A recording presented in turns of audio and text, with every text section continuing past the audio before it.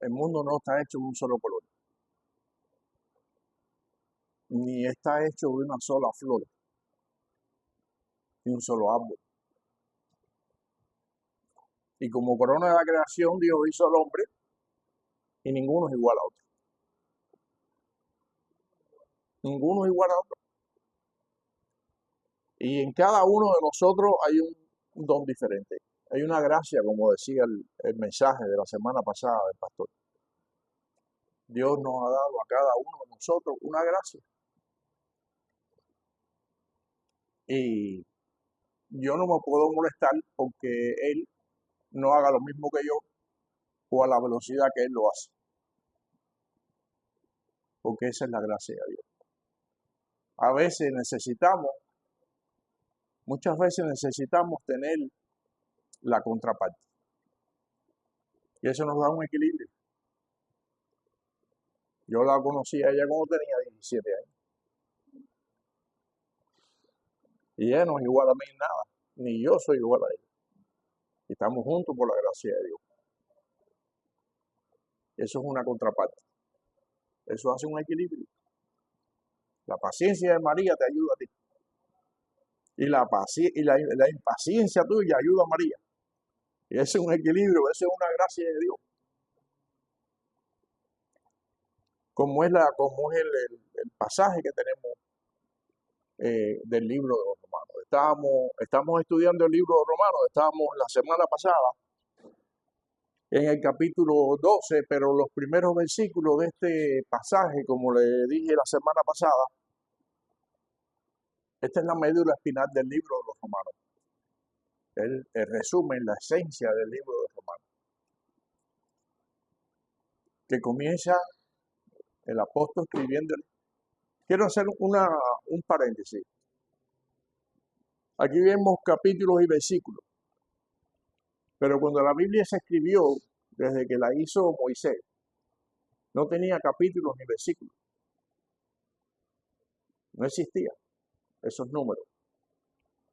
Esos fueron añadidos mucho tiempo después de nuestra era, para poder distinguir entre un tema y otro. Algo sabio, pero la Biblia no tenía eso. Un ejemplo se lo voy a poner hoy después que veamos un poquito más adelante lo que es el tema de este capítulo, de la carta a los romanos. El capítulo que está a continuación es el 13, es la segunda parte de los consejos sociales. La primera parte, que es el 12.1, son consejos personales. La segunda parte, que es el capítulo 13, son consejos sociales, como la convivencia entre la sociedad. Sin embargo, ellos estimaron a bien separarlo. Número 12 y número 13, pero eso, recuerden, cuando se hizo la carta, no hay número.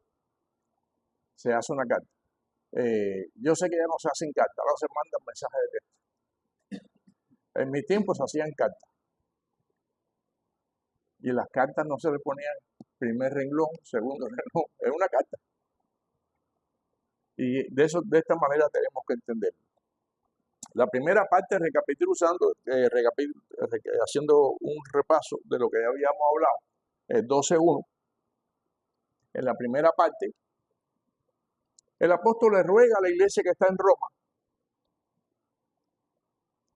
y enseña a la iglesia que está en Roma cuál es el culto que nosotros los seres humanos debemos ofrecer a Dios. Ustedes quieren que su adoración a Dios sea aceptada. Mira, ahorita hablábamos antes de empezar el culto que todo el mundo no recibe la gracia. Ese fue el tema de la semana pasada de tu predicación. A todo el mundo, a todos se les da la gracia y no todos reciben la gracia. Dios le ha dado la oportunidad a todos los seres humanos, pero no todos la reciben. Y entonces este capítulo 12 del libro de Romanos comienza el apóstol exhortando a los feligreses de Roma que si queremos que nuestra adoración a Dios sea aceptada, debemos presentarnos nosotros mismos como sacrificio vivo delante de Dios. Eso ya explicamos que eso implica que nuestra vida, al presentarnos delante de Dios, tiene que ser agradable. Y en el segundo versículo está diciendo que no vivamos conforme a como vive este mundo. Todos tenemos la opción de tener el favor de Dios, la gracia de Dios, pero todos no la recibimos porque muchas veces queremos darle un servicio a Dios a nuestra manera, y no es a nuestra manera, es a la manera de Dios. Por eso él dice en el versículo 2, no se conformen, no imiten al mundo, no hagan lo que el mundo hace. Si ustedes quieren que su adoración a Dios sea aceptable, pues entonces hágalo de la manera que Dios le está mostrando. Y de eso es el inicio del capítulo. Bueno, ahora la segunda parte del libro de Romanos, a partir del verso 4, vamos a estar viendo cómo debemos nosotros presentarnos delante de Dios y cómo debemos nosotros actuar delante de Dios. Y aquí viene el tema de los dones espirituales. La gracia es la salvación. Los dones es el servicio que nosotros podemos darle a Dios. Verso 4. Porque de la manera que en un cuerpo tenemos muchos miembros, pero no todos los miembros tienen la misma función. Eso es la iglesia. El apóstol comienza diciendo a la iglesia que cada uno en la iglesia tiene una función. Y para eso Dios nos llama. Presten atención. Ilustra los dones, ilustra la iglesia con un cuerpo humano. Interesante, ¿verdad? Hay dos libros que hablan extensamente de los dones espirituales. Este es el primero, que da un enfoque de lo que tiene que hacer la iglesia y cómo debemos hacerlo. El segundo está en 1 Corintios capítulo 12. Y para que no se nos olvide, ¿dónde están los dones espirituales? Lo tiene Romanos capítulo 12 y 1 Corintios capítulo 12. ¿Okay? Ahí los números no sé si se pusieron de acuerdo intencionalmente o no, pero ahí lo podemos encontrar. Porque de la manera que en un cuerpo tenemos muchos miembros, pero no todos los miembros tienen una misma función. No todos tienen la misma función. La mano hace una función, el pie hace otra. La oreja hace otra. Y en Corintios usted va a leer que el oído no le puede decir a la mano, no tengo necesidad de ti. O la mano no le puede decirle al pie, no te necesito. Qué interesante, qué bonito, ¿verdad? Ustedes se imaginan que a nosotros nos quiten un pie. La gente sigue viviendo, pero con más dificultad. O que nos quiten una mano, o que nos dejen sordos, o ciegos, o que no podamos hablar. ¿Ven? Todo tiene una función en el cuerpo. Así nosotros, siendo muchos, somos un cuerpo en Cristo y todos miembros los unos de los otros. De la manera que teniendo diferentes dones,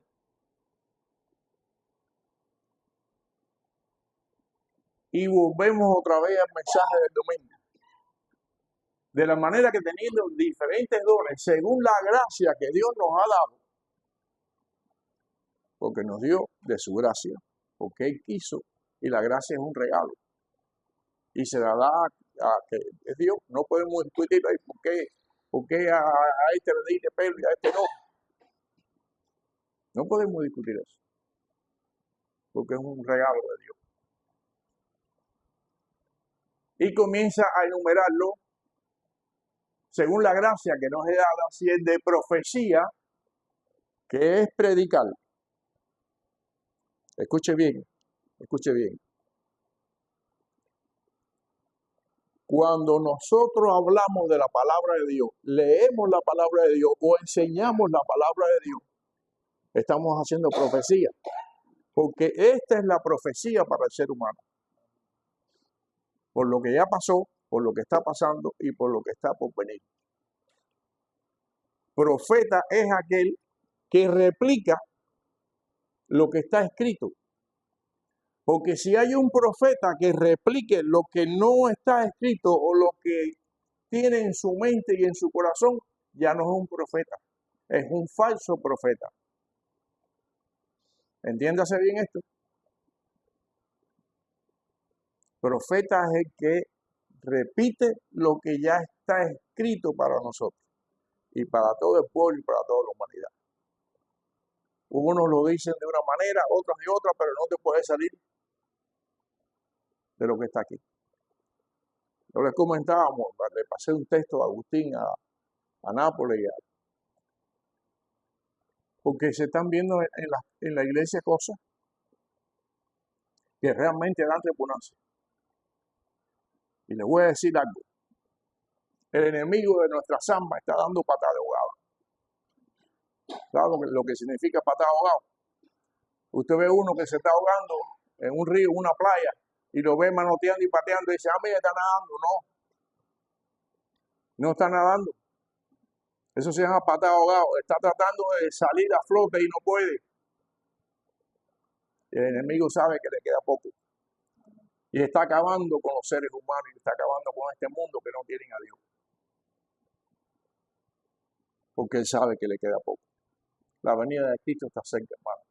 No le quiten la vista a Israel. Israel nos está dando señales todos los días del fin del mundo.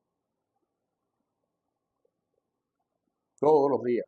No le quite la vista.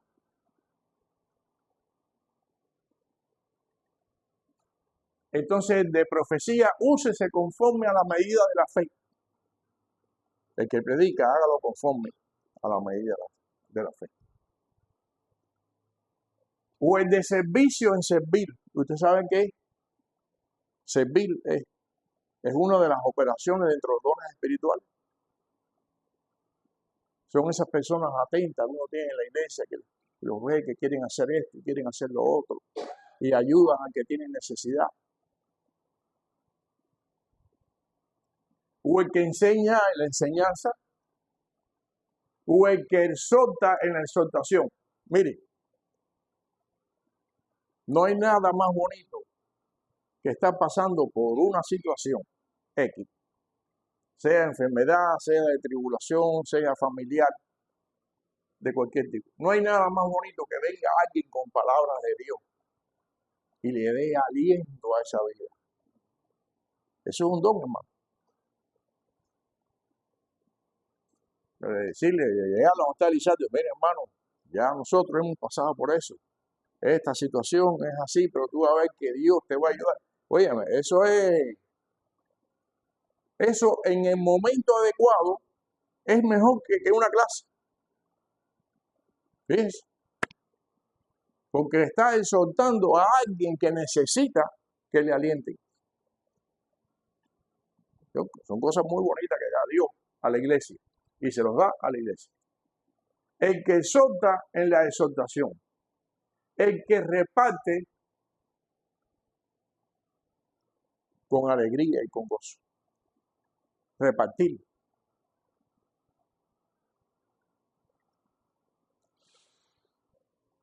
Yo he conocido personas dueñas de negocios que le dan a la iglesia donaciones. Escuche esto. Porque esas donaciones se están venciendo. Y cuando tú la donas a una institución, a una organización sin fines de lucro, te la descuentan de los taxes. ¿Usted sabía eso? Ahora yo pregunto, ese que está donando, sí, está beneficiando a mucha gente con necesidad, pero lo hace con libertad delante de Dios.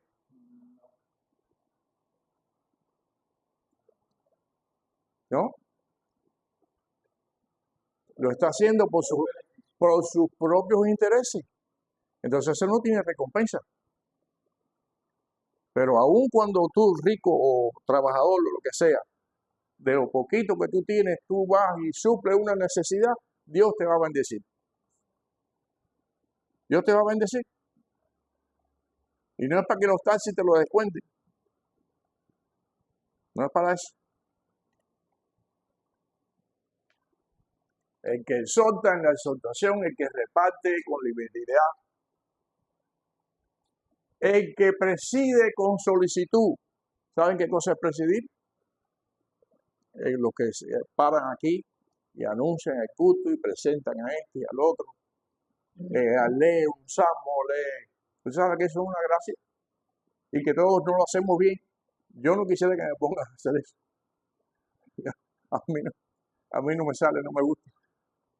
Pero si yo tengo que hacer, lo hago. Sin embargo, yo he conocido a través de los años personas que van a dirigir el culto, personas que dirigen el culto, y tú ves que dan una poesía y le dan palabras y tienen esa gracia. Recuerden siempre, y volvemos al punto de inicio, es una gracia que Dios da. Y no todos la tenemos. A muchos nos da pena para lo que a mí me da pena. Pero eso es una gracia de Dios.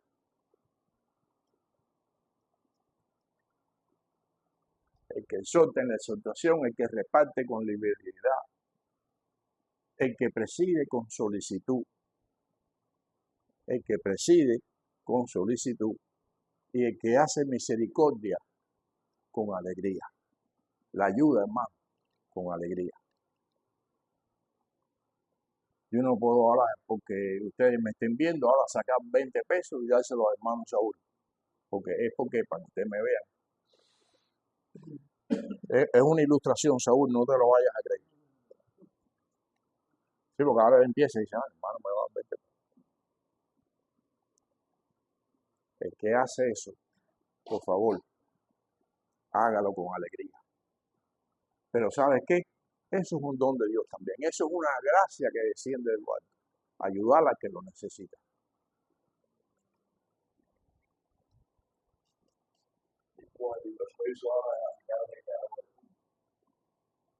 Sí, sí.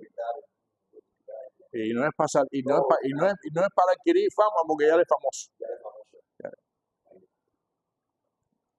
Dice el verso 9, el amor sea sin fingimiento. Aborrezcan lo malo y hagan lo bueno. Oh, hermano, aquí delante de todos ustedes, como yo te quiero, dice, tú qué bien me caes. Y cuando vino hoy la espalda, tú sabes, mira que se cree en campo este. Y empiezo a criticarlo, como si yo no tuviera campo. El amor sin fingimiento, hermano. De corazón. Aborrezcan lo malo. Así empezó el capítulo. Preséntense delante de Dios como un sacrificio. Sigan lo bueno. Amaos los unos a los otros con amor fraternal. En cuanto a honra, prefiriéndonos unos a otros. ¿Qué frase, verdad? Amor fraternal. Está el amor de Dios, que supera todo. Está el amor fraternal, que es el que se tiene entre los hermanos de sangre y la iglesia, que incluye hermanos de sangre.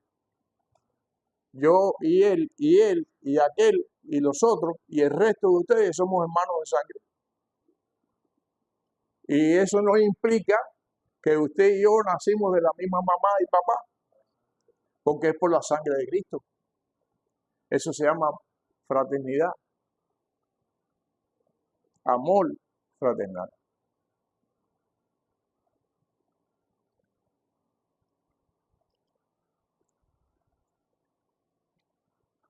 Prefiriéndonos los unos a los otros. Yo oigo una frase con mucha frecuencia, sobre todo en las madres, que se nos presenta alguien de buenas a primeras, en este caso un hijo, una hija, un nieto, y sale la mamá, porque las mamás son muy especiales. Siempre se ha dicho que después del amor de Dios es el amor de las madres, lo más parecido. Ella dice, no, ven, come tú, y ella no ha comido. Y prefiere al otro. ¿Ven? Eso son cosas, eso es una gracia que Dios le dio a las madres. Pero que la iglesia debe imitar, debe anhelarla, tener esa gracia, prefiriéndonos los unos a los otros. El que requiere diligencia, cuando se requiere hacer algo, no perezoso.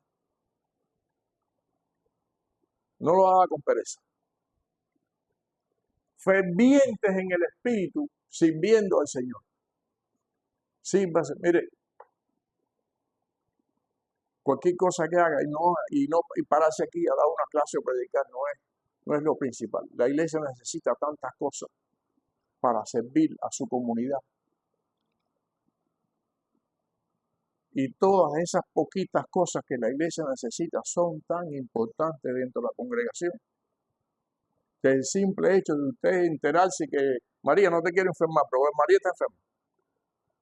Y ahora no puede fregar ni limpiar. Y va la hermanita que se enteró. Y no para que lo apunten en una libreta. Pero voluntariamente ella siente que necesita a María una ayuda. Fervientes en el espíritu, amado. Y Dios le va a recompensar. ¿Verdad, amado? Y si el esposo le puede también fregar y lavar, también. Para eso es la pareja. Pero si otra hermana o hermano está solo y nosotros le podemos ayudar en algo, hermano, Dios le va a bendecir. No es solo dar la palabra de Dios, que Dios te va a bendecir por esas acciones.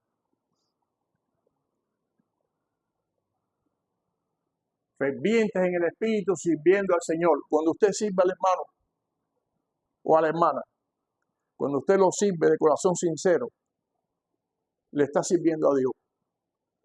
No se lo olvide eso. Usted le sirve a Dios. Usted está trabajando para Dios. Gozoso en la esperanza. Sufrido en la tribulación. No, ahí no dice sufrido. Ahí dice quejándonos en la tribulación. Dice ahí.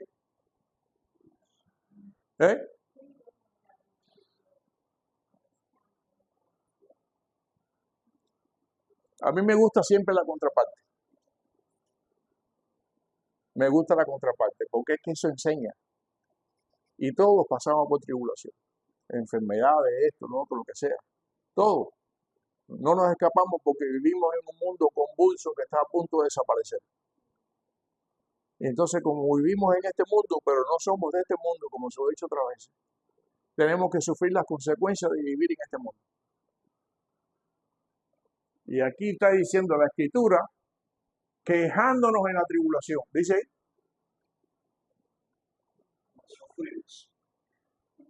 ¿Y dónde está entonces el evangelio de la prosperidad y que todo te va a ir bien y que todo vas a tener dinero y que a ti no te vas a tener problemas? Soportando la tribulación. Lo voy a cambiar con otra palabra. Soportando la tribulación. No dice quejándonos, dice soportando la tribulación. Constantes en la oración. Si hay algo que nosotros no podemos desconectar, es nuestra oración.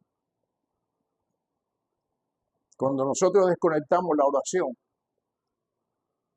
muchas personas dicen, yo siento que Dios se ha alejado de mí.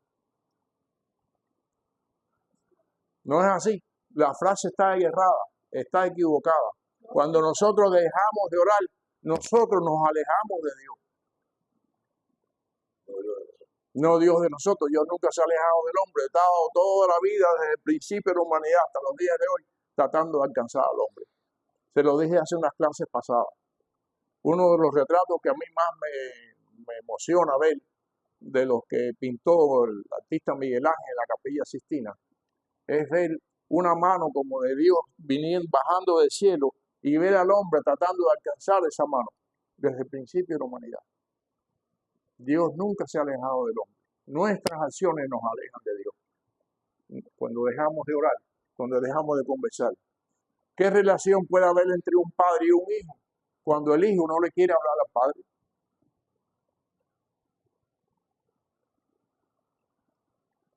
Les aseguro que el padre no aprueba eso.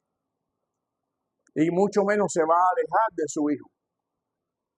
Pero va a esperar con paciencia que su hijo se acerque al padre. Eso es lo que nosotros tenemos que hacer. Compartiendo para las necesidades.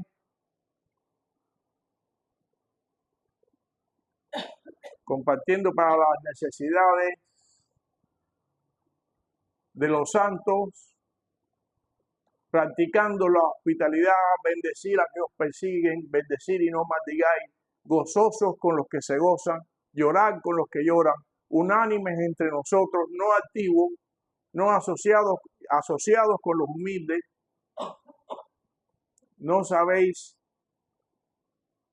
sed sabios en vuestra propia opinión, no sean sabios, por favor, no crean que ustedes tienen la última palabra en nuestra propia opinión.